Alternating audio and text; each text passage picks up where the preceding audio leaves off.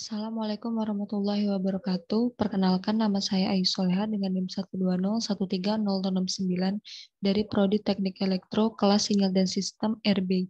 Di sini saya akan menjelaskan mengenai 5 kosakata yang didapatkan dari perkuliahan minggu ke-7 Sinyal dan Sistem kelas RB. Yang pertama ada integral. Nah, integral ini merupakan sebuah konsep penjumlahan secara berkesinambungan dalam matematika. Integral secara sederhana dapat disebut sebagai inverse atau kebalikan dari turunan. Dalam sejarah yang menemukan integral itu adalah seorang ilmuwan yang bernama Archimedes. Sekitar pada tahun 287 sampai 212 sebelum Masehi. Dalam penerapannya, integral itu dimanfaatkan sebagai pertama pada bidang matematika dan teknik, di mana integral itu digunakan untuk menghitung volume benda putar dan luasan pada kurva. Lalu pada bidang fisika dimanfaatkan untuk menghitung dan menganalisis rangkaian arus listrik, medan magnet, dan lainnya. Lalu pada bidang ekonomi, integral itu digunakan untuk menentukan persamaan dan fungsi yang berkaitan dengan ekonomi konsumsi, marginal, dan sebagainya. Lalu kosakata yang kedua ada bandstop filter. Bandstop filter ini merupakan rangkaian yang berfungsi untuk melemahkan atau memblokir rentang frekuensi tertentu dan meloloskan frekuensi lainnya. Cara kerjanya itu kebalikan dari bandpass filter. Nah, bandstop filter ini dibentuk dari gabungan dua buah filter, yaitu low pass filter dan high pass filter, yang terhubung dalam konfigurasi rangkaian secara paralel. Konfigurasi ini berbeda dengan bentuk konfigurasi bandpass filter yang menggunakan koneksi seri dalam menggabungkan rangkaian low dan high pass filter. Nah, berikut ini gambar daripada diagram blok bandstop filter. Pada jenis bandstop filter ini mempunyai dua buah titik cut-off atau titik batas frekuensi atas dan bawah. Kedua titik ini akan membatasi rentang frekuensi tertentu sehingga dapat menyaring frekuensi dalam rentang tertentu agar diblokir.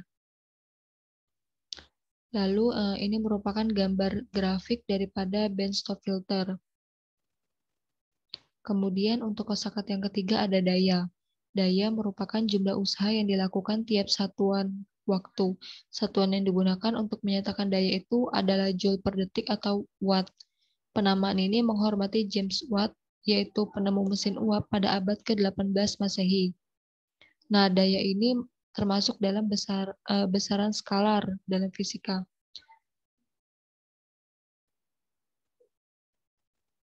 Kemudian integral itu tergantung pada lintasan dari gaya dan torsi.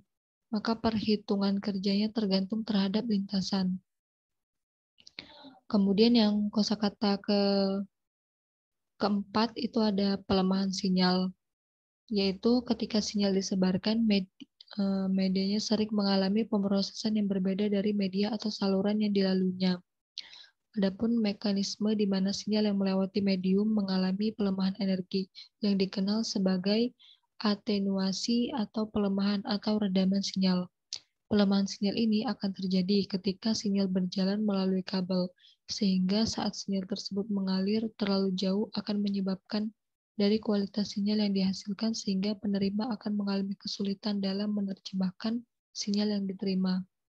Nah, rumusnya itu ada YT sama dengan ATT X XT.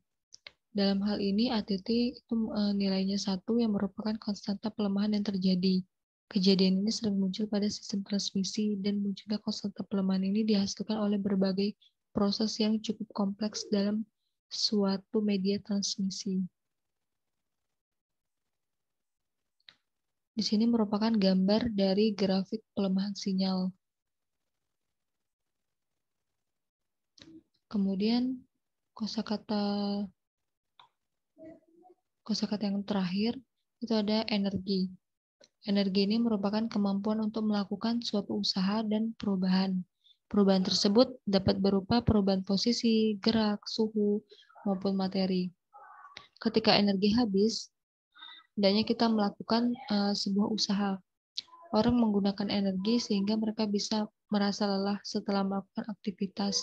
Oleh karena itu, seorang yang beristirahat dan mengonsumsi makanan serta minuman berguna untuk memulihkan energi yang hilang. Nah, dalam satuan internasional, satuan dari energi itu adalah joule. Selain itu, untuk menyatakan energi dalam bentuk kalor atau panas digunakan kalori dan kilowatt untuk menyatakan energi listrik. Ada berbagai macam bentuk-bentuk energi, tapi semua energi ini harus memenuhi berbagai kondisi seperti dapat diubah ke bentuk yang lainnya, lalu mematuhi hukum konversi energi, dan menyebabkan perubahan pada benda bermassa yang dikenai energi tersebut. Bentuk energi umum yang kita kenal itu seperti energi kinetik dari benda bergerak, lalu energi radiasi dari cahaya dan radiasi elektromagnetik, lalu ada energi potensial yang tersimpan dalam sebuah benda karena posisinya seperti medan gravitasi, lalu ada medan listrik atau medan magnet, dan energi panas yang terdiri dari energi potensial dan kinetik mikroskopik dari gerakan partikel yang tak beraturan. Nah, energi ini merupakan kebutuhan utama dari setiap makhluk hidup agar dapat melakukan aktivitas sehari-hari. Di alam pun menghasilkan banyak energi yang tersedia bagi manusia seperti energi matahari, energi angin, energi air, dan sebagainya. Energi ini memiliki banyak fungsi dalam berbagai bidang, seperti mekanika klasik. Beberapa rumus mekanik yang menggunakan energi itu pun telah dikembangkan ya. Kemudian konsep energi dalam mekanika klasik itu digunakan dalam fisika modern. Baiklah, sekiranya sekian dari penjelasan yang dapat saya jelaskan. Semoga bermanfaat. Wassalamualaikum warahmatullahi wabarakatuh.